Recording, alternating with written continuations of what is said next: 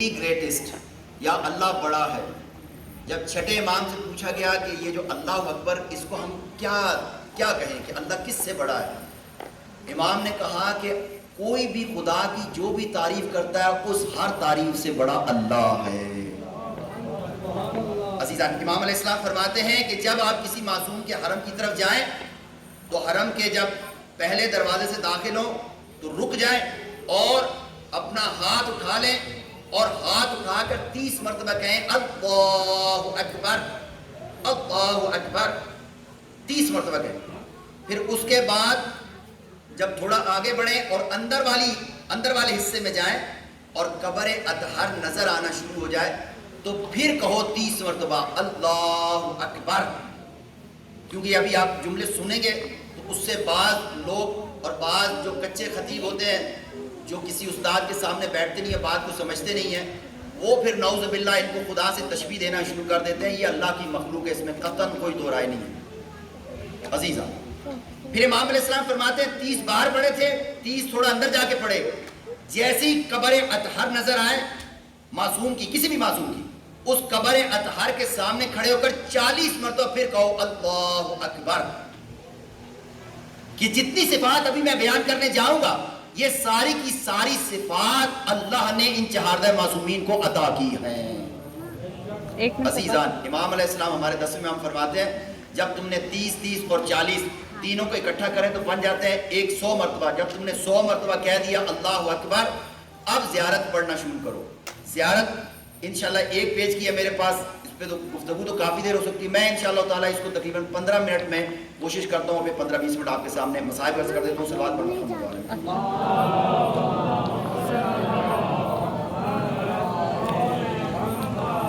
انشاءاللہ. تھکاوٹ تو نہیں ہو رہی ہے انشاءاللہ.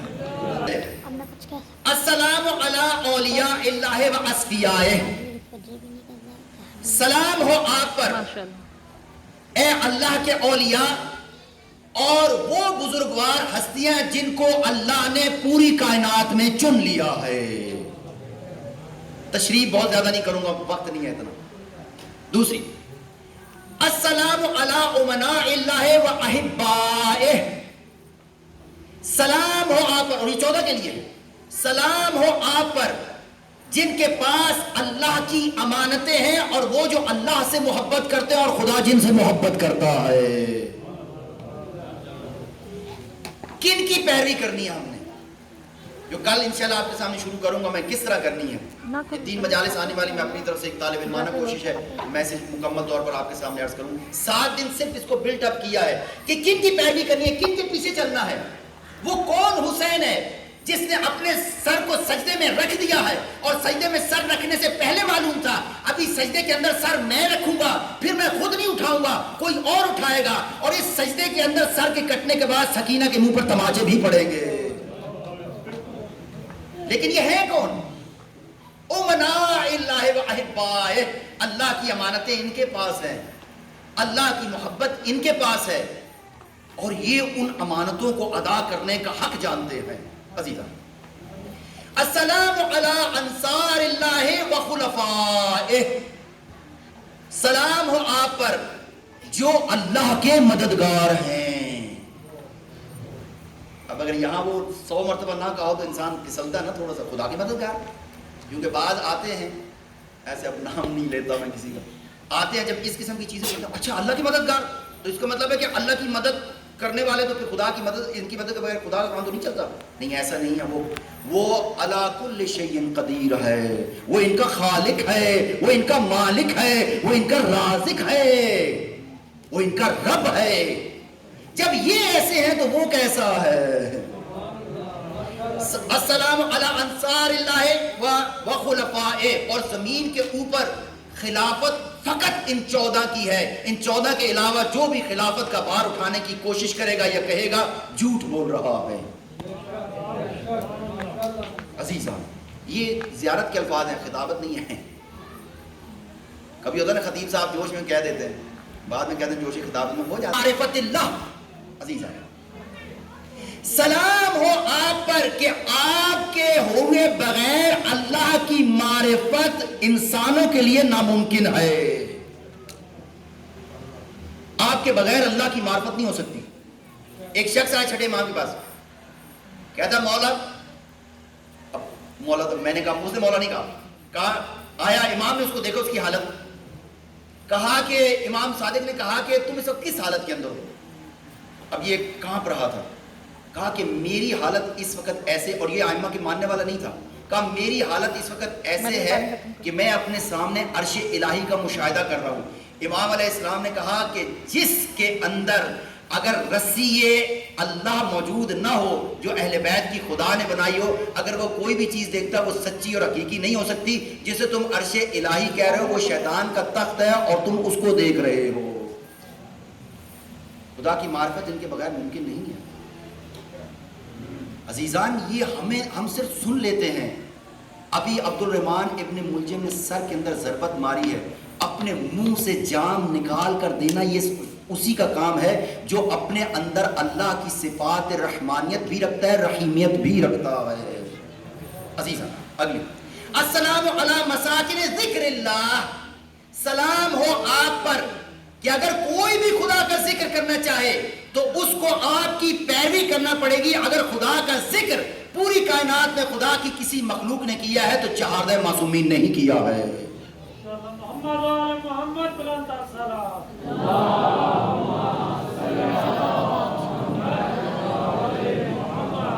السلام علی مظہر امر اللہ و نہیہ, سلام ہو آپ پر جو جب کہتے ہیں کہ یہ کام کرو, میں آسان ترجمہ کر رہا ہوں, سلام ہو آپ پر جو یہ کہتے ہیں کہ یہ کام کرو اور یہ کام مت کرو. جب وہ کہتے ہیں کہ کام کرو تو وہ بھی اللہ کی طرف سے, اور کہتے ہیں کہ یہ مت کرو تو وہ بھی اللہ کی طرف سے ہے. اتنی خاموشی سنیں گے تو پھر مجھے رک کے ایک واقعہ سنانا پڑے گا. عزیزان, ایک کسائی آیا, امیر کتا باہر آ رہا تھا اور کتے کے منہ کے اوپر کہ آپ کی ساری دعوت فقط خدا کے لیے ہے. عزیزان, اگر یہ کوئی معجزہ دکھاتے ہیں اس لیے دکھاتے ہیں تاکہ لوگ اللہ کی طرف آئیں. اگر یہ مصائب پر صبر کرتے ہیں تو اس لیے صبر کرتے ہیں کہ لوگوں کو پتہ چلے کہ اصلی خالق کوئی اور ہے.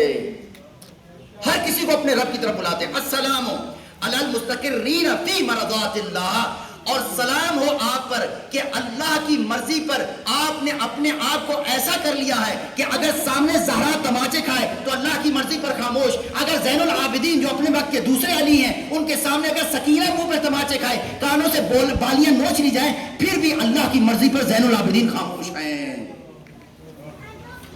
ایسے ہیں اللہ کی مرضی کے اندر. عزیزان, یہ کوالٹیز ہم سب بہن بھائیوں نے اپنے اندر اپنی قوت کے مطابق پیدا کرنی ہے. لا یکلف, کسی پر بھی خدا اس کی ہمت سے بڑھ کر نہیں کوئی ڈالتا, الا وسعہا, اس کی ہمت سے بڑھ کر. جتنی آپ کے اندر ہمت ہے آپ اتنی کوشش کریں معصومین کی شبیہ بننے کی. اس کے بعد السلام علی المخلصین فی طاعت اللہ, سلام ہو آپ پر جنہوں نے اللہ کی عبادت کے لیے اپنے آپ کو 100% مخلص کر لیا ہے. عزیزان, ائمہ کے نوکر ہوتے تھے, غلام ہوتے تھے, یا کبھی کوئی محبین ہوتے تھے شیعہ, وہ آتے تھے اور آ کر ائمہ کے ہاتھ دھلوانے کی کوشش کرتے تھے وضو میں. ائمہ منع کر دیتے تھے اور کہتے خبردار, ہم اپنے رب کی عبادت میں اتنا بھی شرک برداشت نہیں کرتے کہ ہمارے لیے وضو کا پانی کوئی اور ڈالے. ایسا خلوص. اس کے بعد السلام علی الادلاء علی اللہ, سلام ہو آپ پر. دلیل, آپ سمجھتے ہیں نا, کوئی بھی بات کرتے ہیں ادلہ کہتے ہیں دلیل کی جمع ہے. جیسے آپ کوئی آرگومنٹ دیتے ہیں اس کے مقابلے میں دلیل دیتے ہیں. یا مثال کے طور پر یہاں سے آپ کسی دوسرے شہر میں جانا چاہتے ہیں تو پھر وہ سنگ میل پڑے ہوتے ہیں جن پتھروں کے اوپر یا جن سائن بورڈز کے اوپر سائن اور مائلیج وغیرہ لکھے ہوتے ہیں, یہ اس طرف دلالت کرتے ہیں کہ اس طرف جانا آپ جا سکتے ہیں. آپ پر سلام ہو وہ 14 معصومین کہ آپ اللہ کی طرف جانے کی دلیل ہے, آپ کے بغیر کوئی خدا تک نہیں پہنچ سکتا. عزیزان, اس کے بعد السلام علی الذین من والاہم فقد والا اللہ, سلام ہو آپ پر کہ جن کی محبت فقط اللہ کی محبت ہے. اور اس کے بعد ومن آداہم فقط آد اللہ, اور جن کے ساتھ دشمنی اللہ کے ساتھ دشمنی ہے. ومن عرفہم فقط عرف اللہ, اور جن کو پہچان لیا تو خدا کو پہچان لیا. وَمَنْ جَاهِلَهُ فَقَدْ جَاهِلَ اللَّهِ، اور جن جہاد معصومین سے کوئی جاہل رہا وہ خدا سے جاہل ہے۔ عزیزان، یہ ہے مقام جو خود معصوم نے بیان کیا ہے۔ میں اپنی تواضعیاں نہ کروں، ہاں آسان طریقے سے پیش کرنا یہی میرا کام ہے۔ فرمان یا خدا کا ہو یا معصوم کا ہو، اس لیے کہ فرمان فقط خدا کا ہے اور معصوم کا فرمان اس کی تشریح کرتا ہے۔ اس کے بعد وَمَنْ اعْتَصَمَ بِهِمْ فَقَدْ اعْتَصَمَ وَمَنْ تَخَلَّى مِنْهُمْ فَقَدْ تَخَلَّى مِنَ اللَّهِ عَزَّ وَجَلَّ، اور جس نے آپ کے ساتھ تعلق پیدا کیا اس نے اے چہاردہ معصومین آپ سے فقط تعلق پیدا نہیں کیا، اس نے خدا کے ساتھ تعلق پیدا کیا، اور جس نے آپ کو چھوڑ دیا اس نے خدا کو چھوڑ دیا۔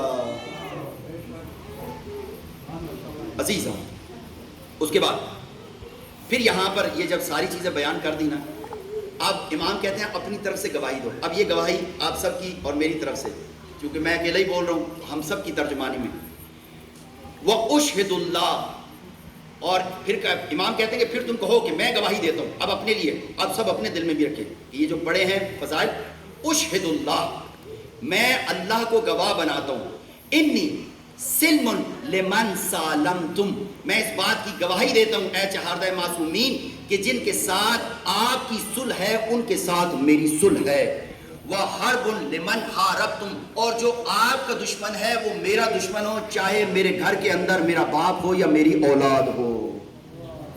یہ باپ اور اولاد میں نے ایڈ کی،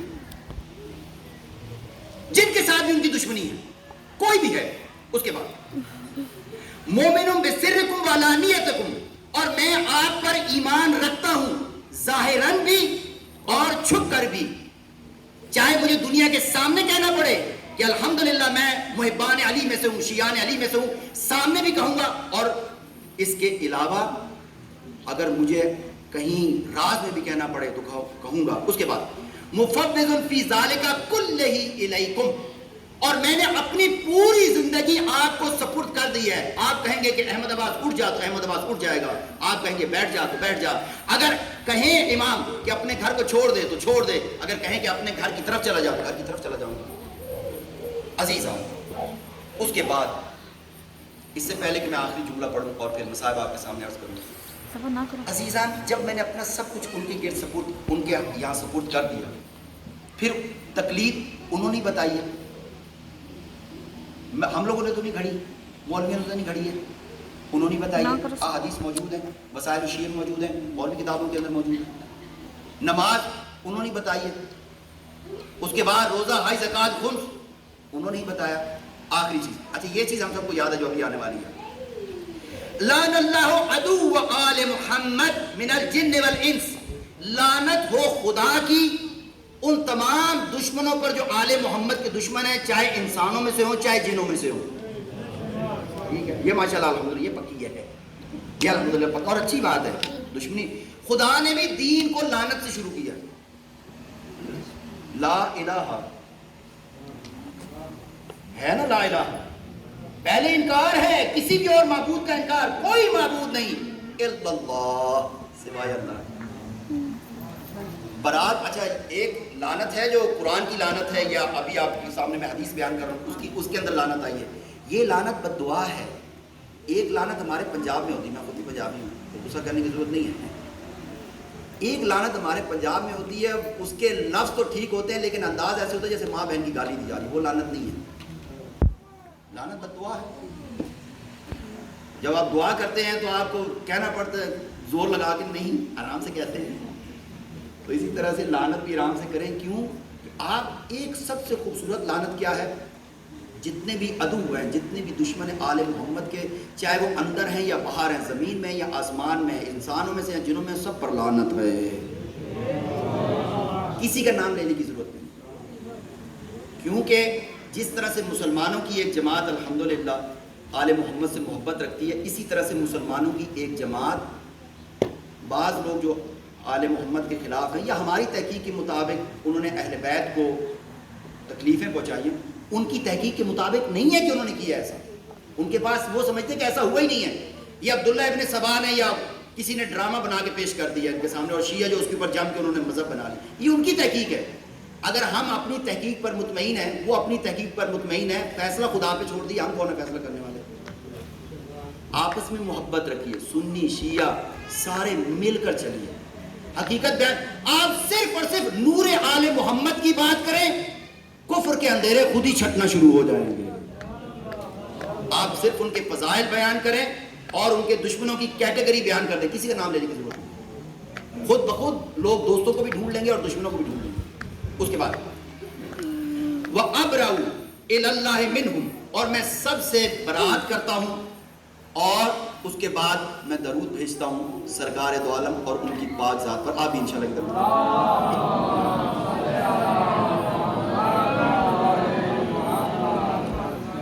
یہ تھی جی زیارت ہے. انشاءاللہ پھر ملتے ہیں نیکسٹ ویڈیو میں. اللہ حافظ.